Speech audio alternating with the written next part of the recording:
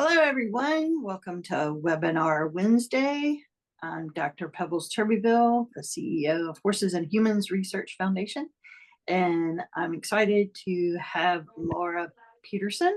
Today, she's going to be talking to us about children's perceptions of animals in equine facilitated psychotherapy. Did I get that right, Laura? You did. Okay.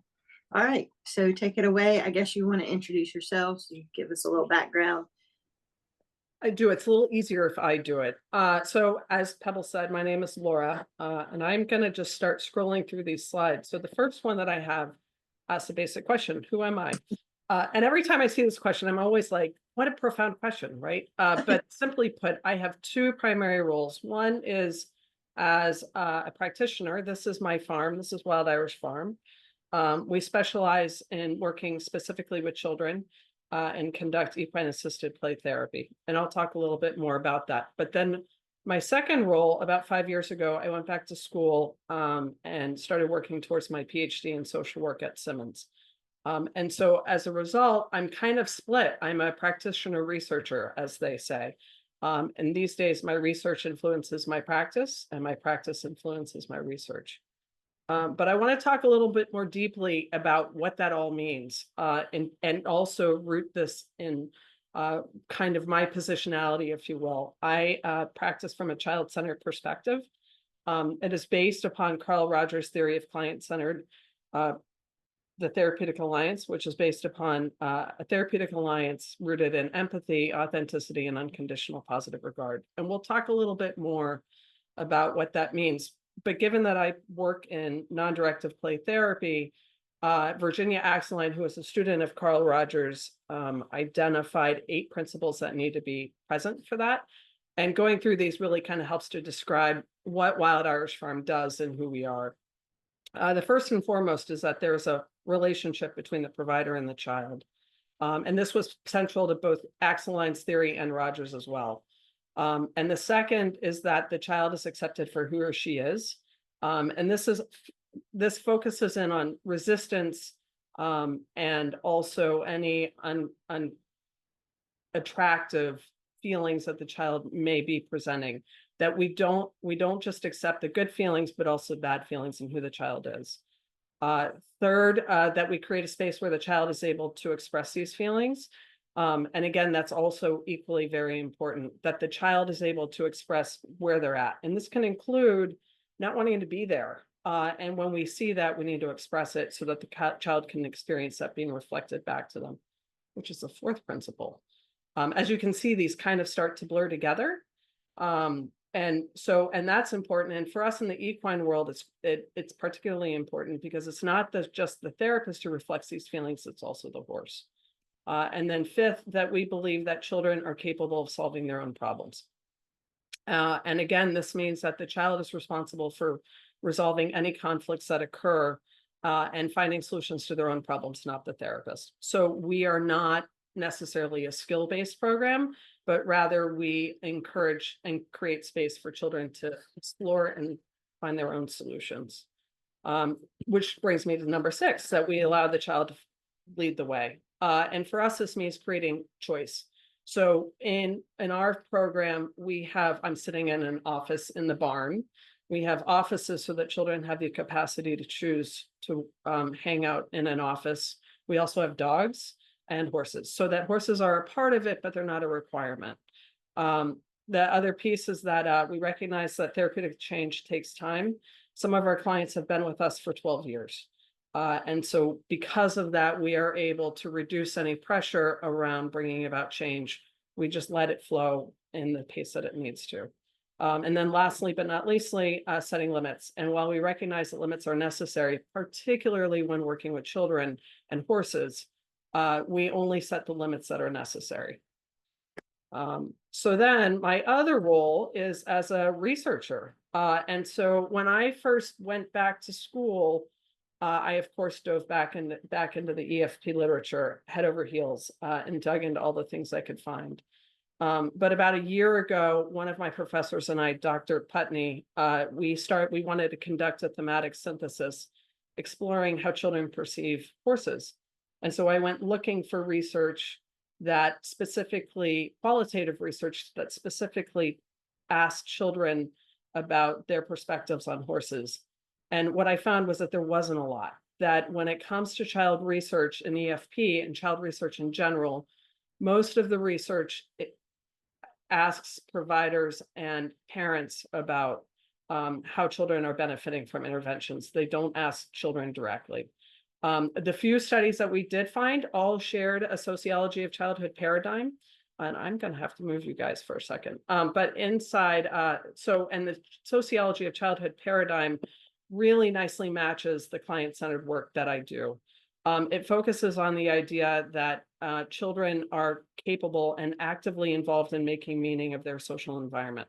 So this means that children are certainly capable of speaking about their own experiences. And if we want to understand their experiences, we need to ask them. That children should be understood as they are, not as who they will become. All of us are developing and growing, and development is certainly a part of childhood. But if we want to understand what it means to be a child, we need to do it by understanding them in that moment, providing us with a window into their experience. And then lastly, that all development is contextual and individualized. And that means that for each child, development happens based upon their unique experiences and perspectives of the world. And that's true overall. So that's who I am as a researcher and as a practitioner. And that gives you a kind of a window into what we're going to be talking about. But what are we going to be doing? So this model right here, and I have to move you guys again. This is basically my dissertation. And this is a unique opportunity for me because I get to share with you all the things I'm thinking with the hope that you guys will give me feedback. I really, really encourage you to ask questions. This is a unique opportunity for me to have practitioners and researchers at my beck and call to share with me your thoughts about what I'm talking about. So to kind of break this down, the first section is the research we did, Jen and I, in child perception, and we developed a model about how children experience a horse. We're going to spend most of our time speaking up in this world. But in the center of it, as you can see, is the child. And then down here is the therapeutic alliance. At Wild Irish Farm, we practice from a triadic model where the therapist acts as both the equine specialist and the clinician. And this is probably the simplest model that we can get to when we think about the therapeutic alliance. And then this outer ring is the holding environment, which explores the role of the program and the farm setting and how children perceive the interactions. So again, speak up if you have questions. And we are going to dive in. First and foremost, I want to talk about in general how children perceive animals, because they perceive them differently than adults. And one of my favorite studies of all time was done by Rebecca Tipper in 2011. She was a qualitative researcher, and she was interested in studying how children experience their social environment. And so she interviewed a bunch of children about all of their, think that ecosystems model, all of their social environment, including school, home, neighborhoods, extended family, any place where children went and were social. And what they kept coming up with were animals. As they were talking to the children kept talking about animals. And so at some point, Rebecca Tipper decided to do a study just exploring how children perceive animals. And what she found, these are the 4 key points, but primarily that children's relationships to animals are really, really important to them. And that they perceive animals as being equals, which is why they kept emerging in the research that they were doing in the interviews. Also, again, importantly for us, that the children's perceptions of adults were based upon how they perceived their interactions with the animals, and also their perceptions of the animals were based upon how the adults interacted with them, so that the two were inextricably intertwined.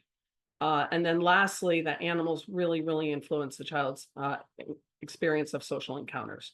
So that if they go into a household with a dog that is unfriendly, that is really going to shape their perception of that household versus going into a household where the animal is friendly. So back to my model. So this again, so back to Pebbles and I earlier were talking about artwork, and I explained that I am not meant to create it. And I certainly did not do the graphic design on this. I'm lucky to have a stepdaughter, Stephanie Peterson, who created this for me. I drew it out. It did not look like this. Thank you, Steph. But anyways, as you can see, there are these domains in here, and we're going to talk about each of them separately, but in the center is the child's feelings. And that emerged because the feelings were everywhere. They were throughout all the interviews that we did. And then over in this corner, we have how the children actually perceive the interactions, and then animal cognition, animal affect, and the perception of a relationship, and then the holding environment. And like I said, we're going to go through this. The other thing to note, there are arrows in here. And while I'm going to do this in a circumference, in a circular fashion, if you will, the reality is that we think children can probably jump, that this is not a stage process, but rather that these are just where things kind of arose. And the other piece to note is that this was based upon 8 qualitative studies that we found. And so clearly there's going to be gaps. I mean, I scored thousands upon thousands of studies and only came up with 8. So clearly there's large gaps in this literature that need to be filled. So having said that, feelings. Whenever possible, I am going to include quotes throughout this that came directly from the research, because I love having the children's voices be present in this. But first and foremost, are children's feelings. Throughout the articles, these moved. And a lot of the children initially expressed a lot of fear about not only engaging in a new program that they were unfamiliar with, but also interacting with horses and their size. But this moved into a sense of curiosity about who the horse was. A lot of them, as this quote described happiness and feelings of calm around being with the animals, and also pride. There was a lot of pride in the capacity for the child to learn how to interact successfully with something so large and overcoming their fear. Both were definitely in there.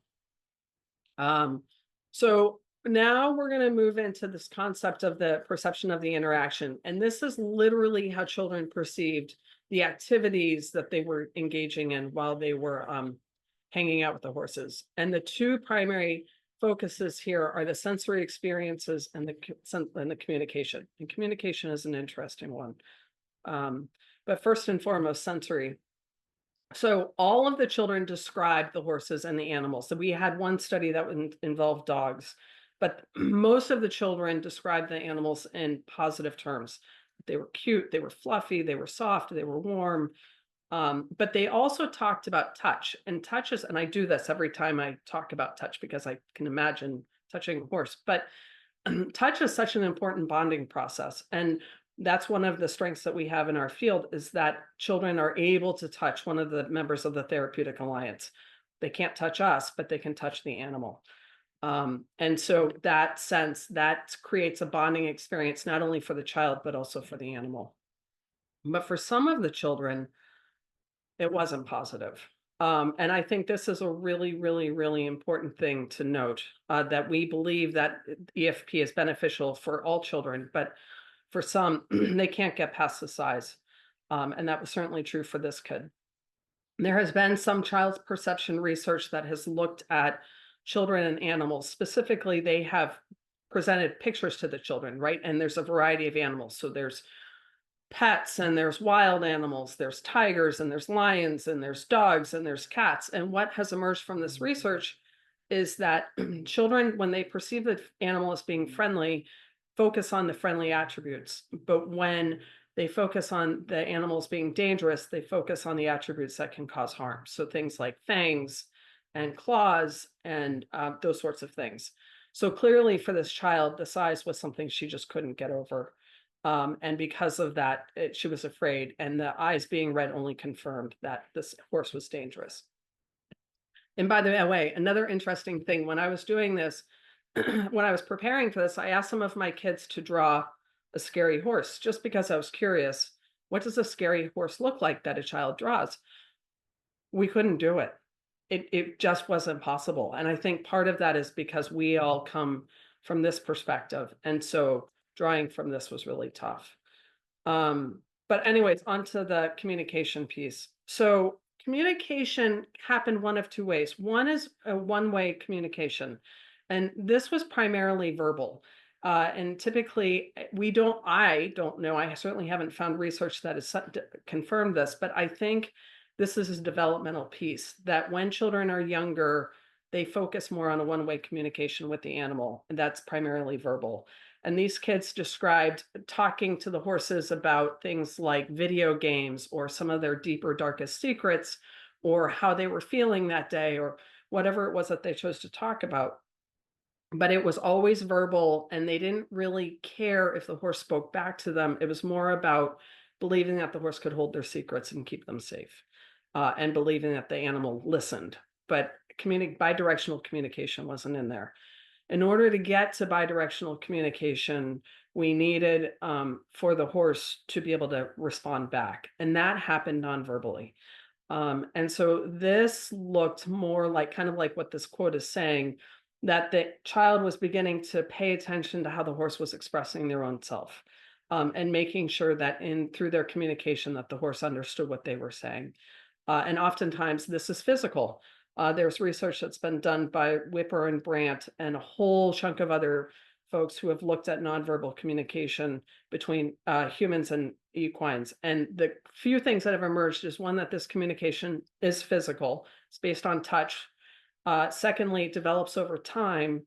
And thirdly, it's unique to each dyad, that we may teach children how to ask a horse to go or ask a horse how to stop, but the unique way that the child does it is going to be develop a unique communication between the horse and the child. And so I think that's also really important to note, that it takes time. And then lastly, but not leastly, was limit setting, because limit setting was such a great opportunity for children and horses to interact. I have a dog outside the door that hopefully will behave. Okay. So that brings me to one of my most favorite topics, which is ruptures. Ruptures, I don't know how many of you are familiar with ruptures. They occur in any therapeutic alliance, and they are basically conflicts that occur that can create a breakdown in the relationship. This picture is such a great example of one. Ruptures can occur in one of two ways. There can be ruptures of withdrawal or ruptures of conflict. And as you can see, this is clearly a rupture in conflict, right?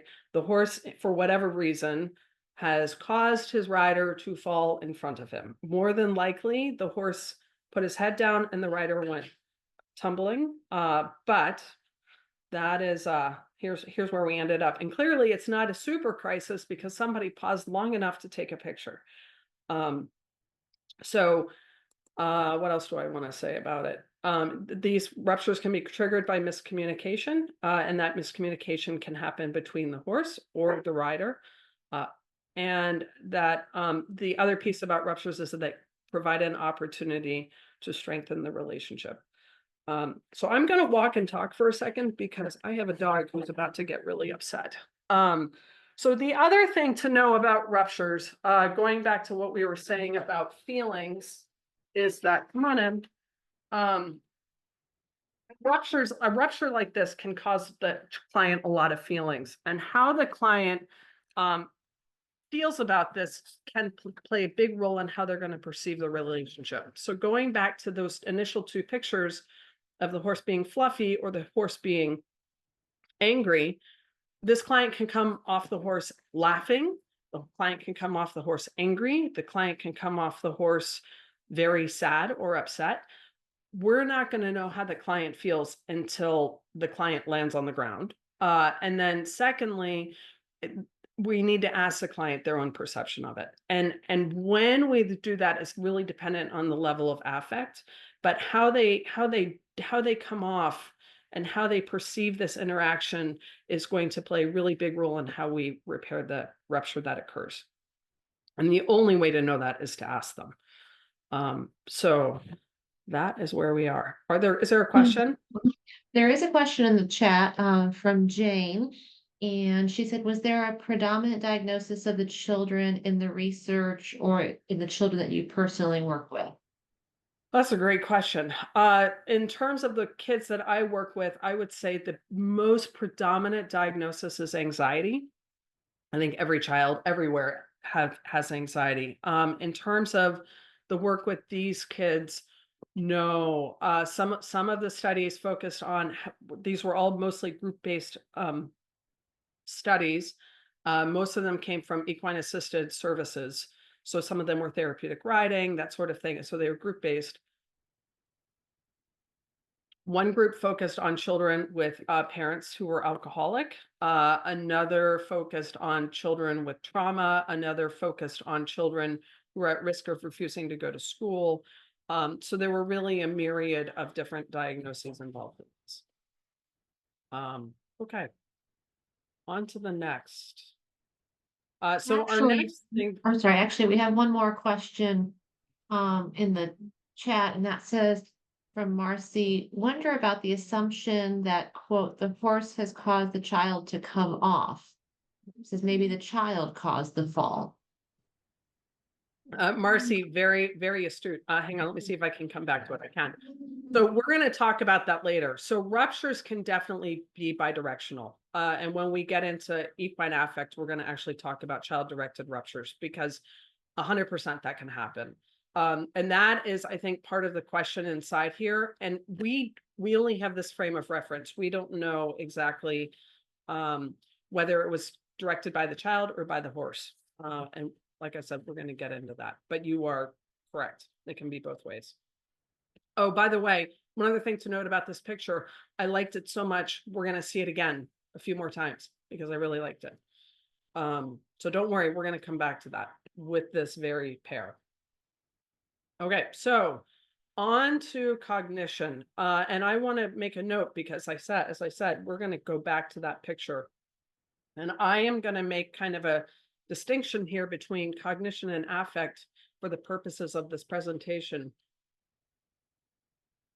But some children are going to be more focused on thought, and some children are going to be more focused on feeling. And so again, right now we're going to focus on thought, but this is where the child may jump between cognition or affect. But in here, what we're looking at is how the child perceives the horse based upon consciousness and cognition, right? So in here we have theory of mind and we have agency. And theory of mind focuses on, basically this is based upon attribution theory and our perception of how the horse may be feeling or thinking in a given moment. So this horse is Theo. And as you look at him, I'm going to guess that you guys can perceive a feeling, whatever that feeling might be. And you may even put a narrative around what he's doing and why he may be doing it, right?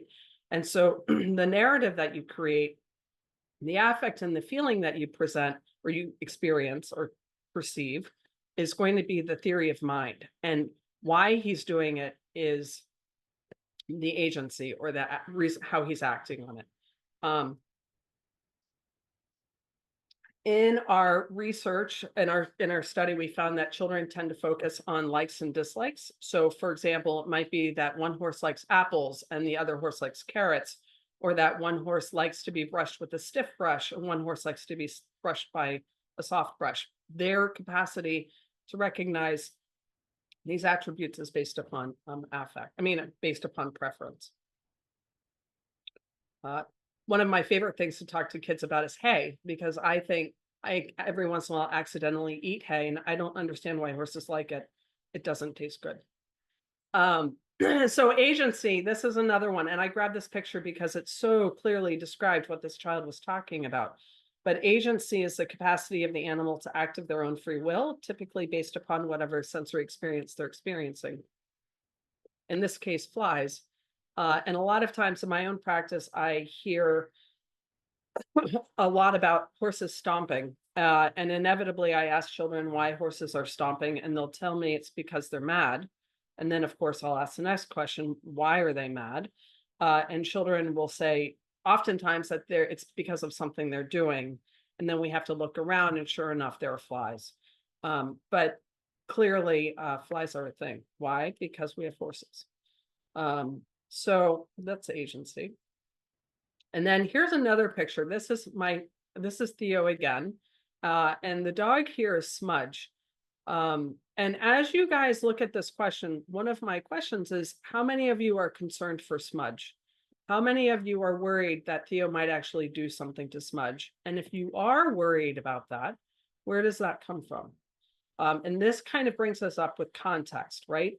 I'm happy to say, by the way, that Smudge is in no way, shape, or form in danger. The dogs and the horses get along beautifully at our farm.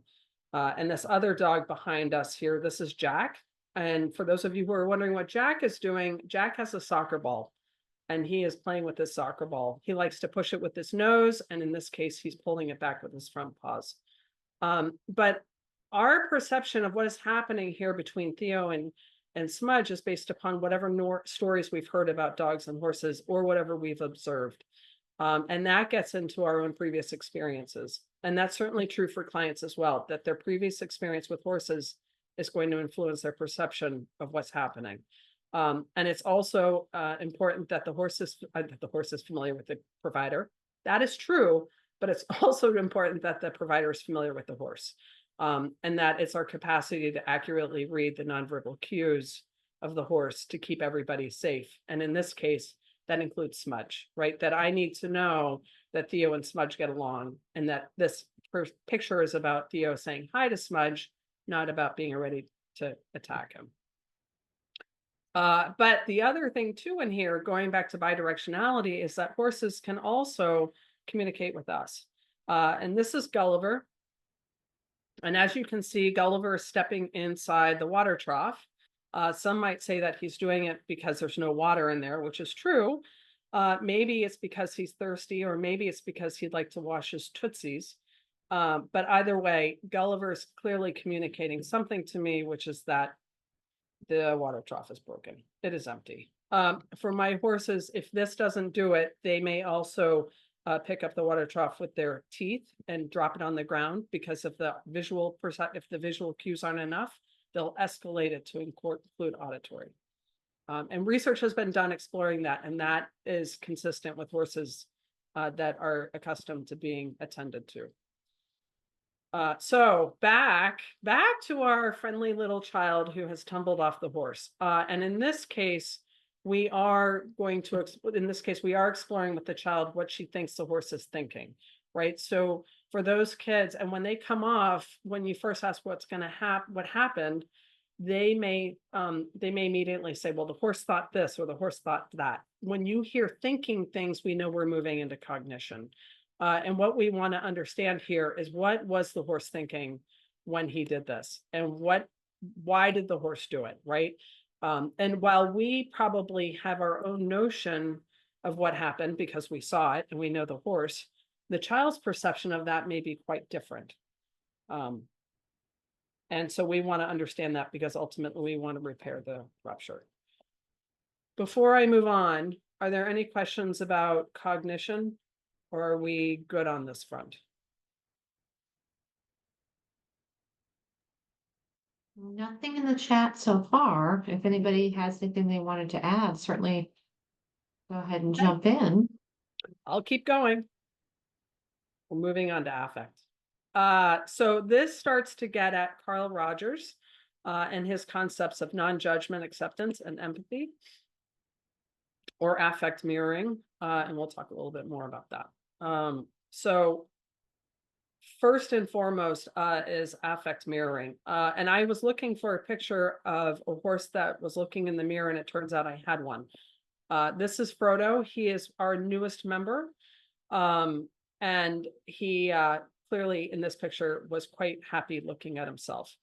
So we know, anybody who's worked in this field knows that horses have the capacity to reflect what the child is experiencing. But we also know that horses can reflect what's happening in the environment, right? That it's not only, they're not just reacting to the child, they're also reacting to the overarching surrounding environment. And the other piece to note in this is that children aren't always aware of their own emotions. And so the horse may be reacting to their anxiety, but the child may not even know that they're experiencing anxiety. And so part of our process is not only helping the child become aware that they're affecting the animal, but also the emotion that they're experiencing that may be causing that. And then the other one is non-judgmental acceptance. And that, by the way, are you guys seeing a weird black thing in the middle of the screen here? Or is that just me? Nope, go back. Okay, it's just me. I don't see. Okay, so when it comes to non-judgmental acceptance or unconditional positive regard, this is one area that I just recently dove into. The kids consistently talked about this idea that the horse listened to them even when the horse didn't want to. And this picture so beautifully captures that this is clearly a very large animal with a very small child on him. And if he didn't want to do what the child wanted, it wouldn't take much for him to do whatever he wanted. And so for them, this sense of the horse listening to them demonstrated to them the horse accepted them.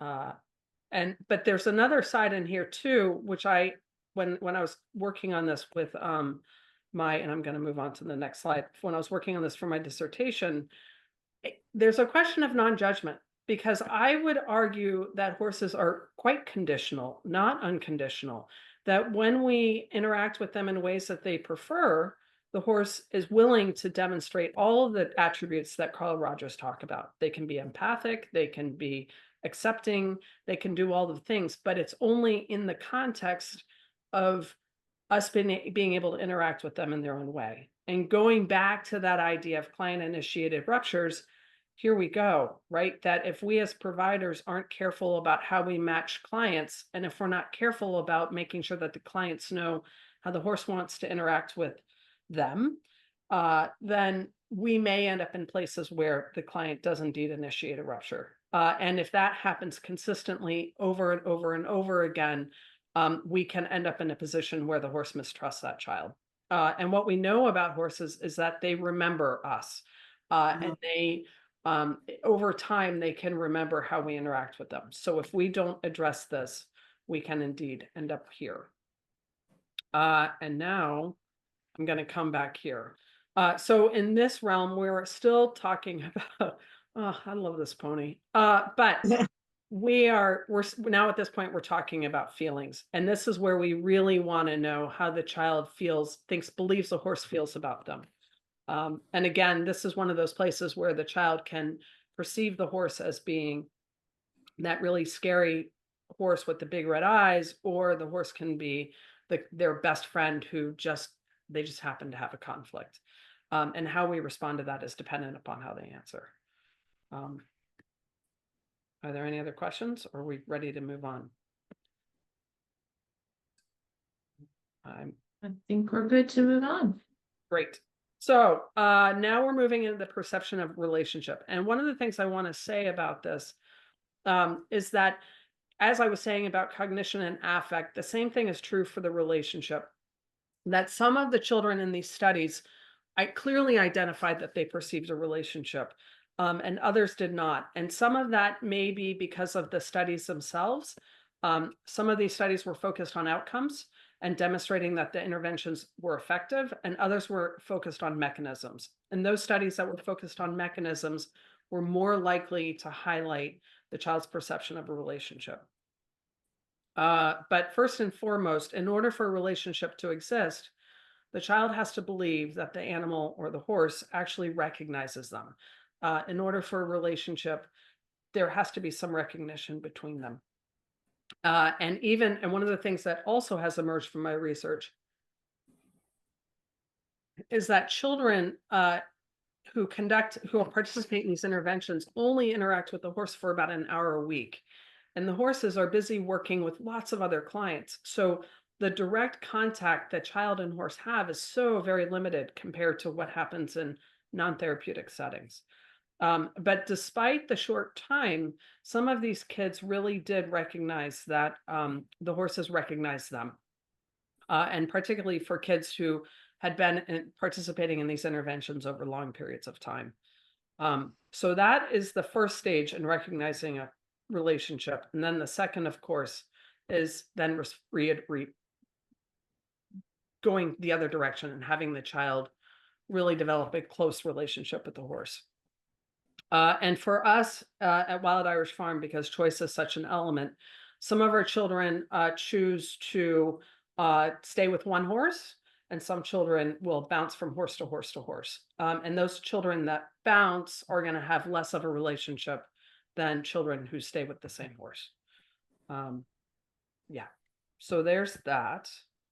That's an interesting study itself. I mean, why they don't necessarily bond with one horse and they won't, and then others want to bounce. Is it because they are interested to see what the other horses are like, or are they bored with the specific pony that they had that day?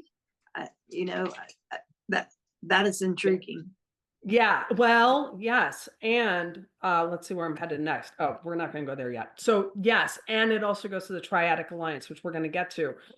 But all of those questions are in there and it's all contextual, right? But the other piece too is that inside that triad, the child always has the option of either hanging out with the horse or the therapist. And so for those children who prefer interacting with the therapist, the horse is only a mechanism to develop the relationship with the therapist. So there's all, and it's contextual. And I hope that through my dissertation, we'll begin to get at some of that, but no guarantees.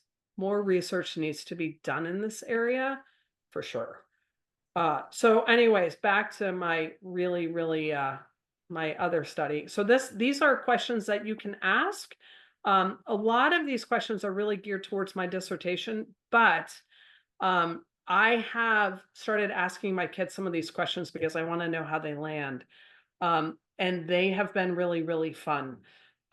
Inevitably, when I ask children who is their favorite horse, they reiterate by asking me who mine is. And I'm not very helpful because they're all of them, of course. When I ask, how does a horse know who you are? They almost always answer, of course they do.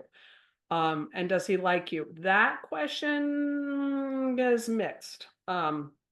And then how do you know that you guys are friends? I'm asking them to verbalize something that is frequently that's not verbal. And they struggle with that question, but still fun to play with. And thankfully my clients are happy to play along because they know that at this point I am a complete nerd. So to Pebbles' point, one of the things I did want to talk about too is their triadic alliance. And Carlson, and I believe the study is available through open access, but she, as part of her dissertation, focused on children's perceptions of the triadic alliance and recognized that children did indeed have a choice between primarily connecting with the therapist or connecting with the horse. And when they chose to connect with one or preferred one dyad over the other acted as a bridge, so that it was through their interactions with the horse that they developed a relationship with the therapist, but it was also through their interactions with the therapist that they developed a relationship with the horse. And in one dyad, interestingly, the client formed a close relationship with both the therapist and the horse. And this happened, I think, and again, more research needs to be done, but the therapist wasn't familiar with the horses that they were working with, and both had previous experience. And I think both of them going into the relationship with previous experience and no context for their interactions with the horse helped to facilitate that equal dyad happening. So more to come on that because the therapeutic alliance has not been well studied. This is the only study that I could find that explored this at all with either children or adolescents. So clearly this is a large gap. So the next piece, holding environment. So there's two key pieces in here. One is the outdoor farm setting. And as we know, in order to go see a horse, you have to go to the farm. And children don't spend a lot of time outdoors. So that means that they're not accustomed to dressing for the weather or dealing with bugs or any of the things that they find on the farm. It also means that the horse, who is keenly tied into the environment, is going to cause the child to be more engaged in the environment because they need to know what's happening so that they're ready to respond to whatever the horse does. The other thing to note about being outside is that, unlike in an office setting, children don't have the boundaries. During school, I conducted a very small qualitative study exploring how providers who have worked with children in offices and farm settings felt children experienced anxiety in both settings. And it was really interesting. What they found,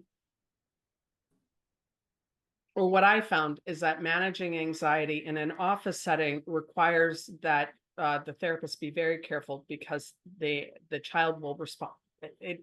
There's a closed-in setting here, and the child will bounce off the walls, and the anxiety can escalate more quickly. In an outdoor setting, there's more room for the child to move. And so because of that, the anxiety tends to diminish, but the setting itself can also create anxiety because of the bugs and the weather and all the things. So different. They're just different mechanisms and different ways of thinking about things. And then that is it. We did it. We got through it. Are there any questions about any of the things that I have been talking about?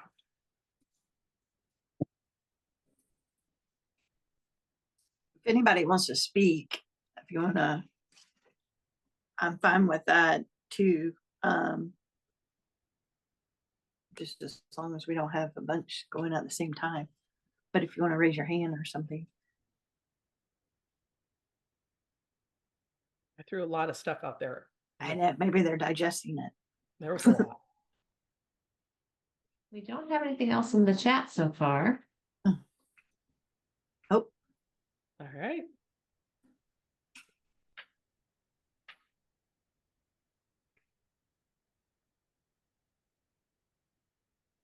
I guess everybody's thinking about it. Well, then that means that I get to ask you guys questions. So I think one of my first questions for you is how many of you actually work with children?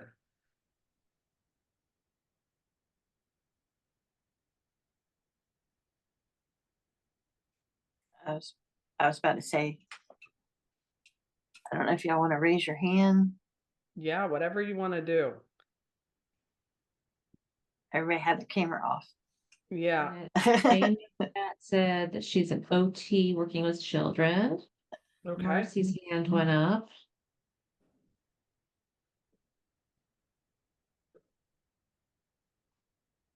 A substitute teacher and also a CTRI. I was about to say, Liz Adams, you have children, so I know you working with children. You have them too.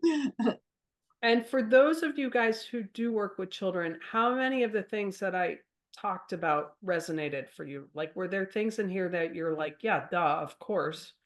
Or were there any things that were surprising?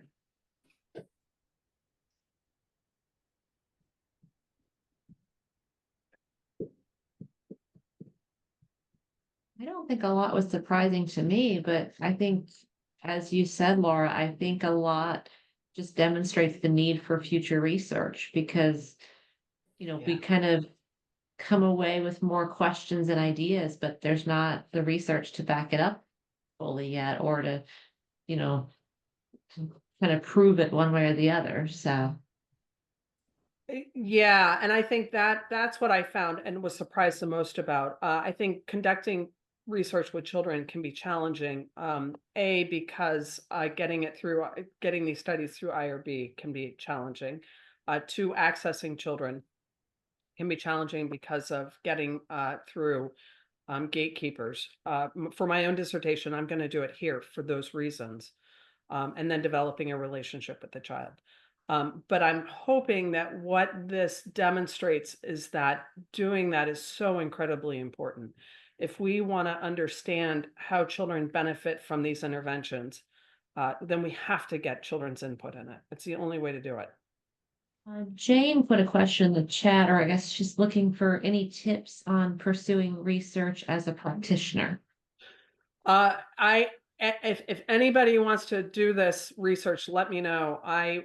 After I complete my dissertation, I am going to be looking for programs to jump into. I want to move this research beyond this farm, and into other areas. And one of the key tricks is going to be finding programs. Another secret is to probably reach out to other universities, particularly universities that you know of, who have equine programs, like Denver University. University of Denver is a classic example, right? And reaching out to folks like inside Horses and Humans Research. Anything that we can do to connect practitioners and researchers, I think is going to make a big difference. Yeah, usually if people email me, I usually try to connect or put something on social media to try to connect, because that's, we can't like work in our own little worlds, because we won't we need to share. So the more we can get out there is the best for the industry. And then we had two questions come into the chat pretty close together. So the first one was from Marcy. That I've been told that trying to verbally reassure a child that is fearful about engaging with a horse is not effective. What would be your advice? Going back to that idea about accepting the client where they're at, that is so important in this work. And absolutely, I think the question is always, when you ask a child to interact with a horse who might be afraid, giving them room to do that in any way they want. So when you think about anxiety, you want to keep it within a therapeutic range. And so you want to keep you need to kind of measure where that anxiety is at. Here at the farm, we do an intake before we start working with the kids. And part of that is to find out how children are going to respond to both being in an outdoor setting and with the horses. And so when I first start working with kids, if I perceive that they're going to be really, really scared, I may give them the choice of either grooming the horse or just observing the horse, depending upon how scared they are. And then we'll move from there. And I'm constantly assessing whether what I'm asking them to do is too much or not enough. And I always give them the choice. There's always a question of, do you want to try sitting on the horse or do you not? And how quickly we progress is dependent upon their level of anxiety. But anytime there is a kid with anxiety, you really, really need to give them a doorway out. You need to give them the option of saying, that's too much, I don't want to do that. And it's important that they know that they can say that and that we are going to hear them and not push them to do more than they can. Because by doing that, you're going to damage the therapeutic alliance, which is the very thing you're trying to create. And then Jane commented that she would love to add to information on the sensory and impacts on autistic children, especially with animal interactions. Yeah, I purposely did not include a lot of research in autism when I was doing this, just because I really wanted child experience. And when you get into autism, verbal versus nonverbal autistic children, whole different world. But I can speak with my own experience with autism. I have several clients over the years who have been on the spectrum. As a matter of fact, I saw somebody today who is on the spectrum, and they really enjoy the sensory part of it. And putting autistic children on horses, they really, really enjoy that as well, because they're getting that full sensory experience. Yeah. But the other side of it too is to remember that particularly with kids who are nonverbal, there can be a lot of stimming and overstimulation. And it's really important to make sure that the horse is comfortable with that. Out of the 8 horses I have here on my farm, I have really only one who does well with nonverbal autistic children, because he is lower on that like sensory piece. And so he doesn't mind all the stimming that children can do when they're on top of a horse. And also had a question of, have you done or found any studies showing lasting benefits to the children as a result of their participation in this work? So that is a really long answer, but I'm going to say yes. So one of the things that I'm currently diving into is object relations theory. And for those of you who are familiar with it, yes, that's right. It's very deep. It's very complex. But one of the things that they talk about is internalization and the capacity to internalize a therapeutic alliance, so that we can carry that relationship in our future work, right? And Tuvas conducted a study looking at long-term folks who had worked with horses 15 years previously. And what they found was that these adolescents had indeed internalized their relationship with the horse. So it's there. And I think more research needs to be done on that as well. I have a whole file up in my hayloft of old clients, and my dream is for somebody to reach out to them and talk to them about where they're at and how they benefited from the horses. What about, next question was, any differences in perceptions of relationships between mounted versus unmounted work? Yes. And I think that's a really, really important question, because I think the experiences associated with riding versus non-riding are so very different. When you talk about the sensory experience of being carried and the interaction that goes into mounted work versus unmounted work. Most of our children here engage in mounted work. They are always given the option of riding, and most of them take it. So I can speak less to the unmounted work except for during grooming sessions. But I do think that there are probably very clear differences in how relationships are based or developed based upon those two differences. I just don't think we know enough about it yet. Then we have one last question in the chat. Lindsay said she is currently researching how horses help young people in the foster care system and wanted to know if you would be interested in being interviewed for her research. I would love to be interviewed. I don't have a lot of children in foster care, but I have one or two. But yeah, I would be happy to. So just reach out to me. On the front of my presentation, there is an email address, or Pebbles can connect us. But yeah, I would be happy to. I think that is everything that was in the chat so far as questions, but feel free to, we've got about a couple minutes left if there's anything anybody wanted to add.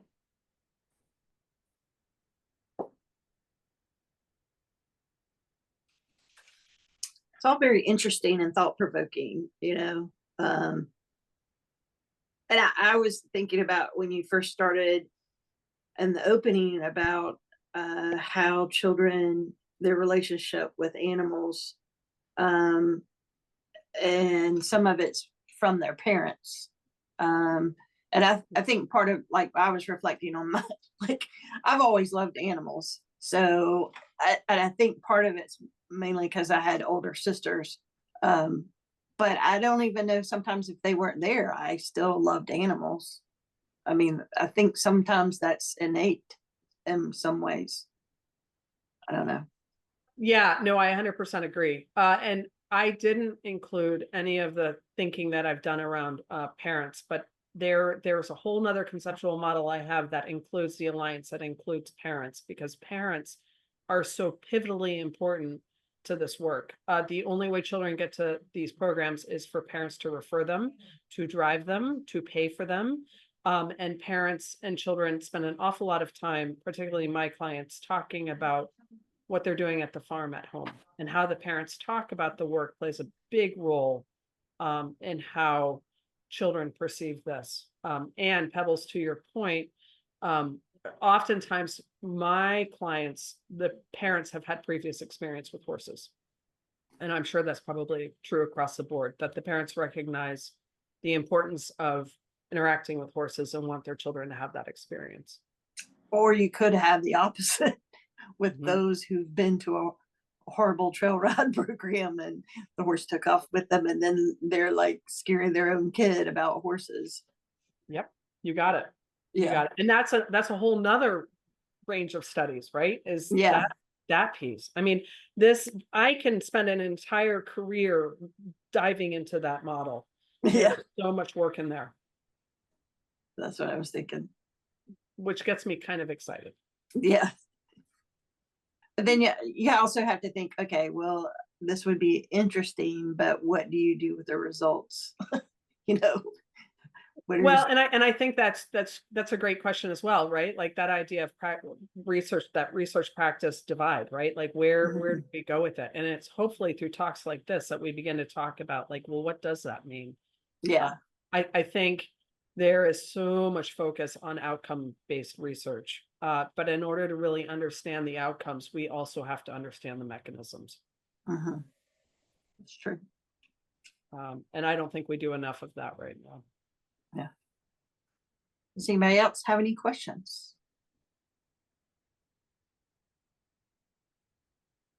I think you just gave them a lot to think about. But I appreciate you giving us your time and doing this presentation today, Laura. Again, it did give us lots to think about for the future, and I will be glad to give out your information if anybody wants to contact me to connect you as far as questions. That'd be great. Great. Thank you, guys. All right. Well, thank you. All right. See you later.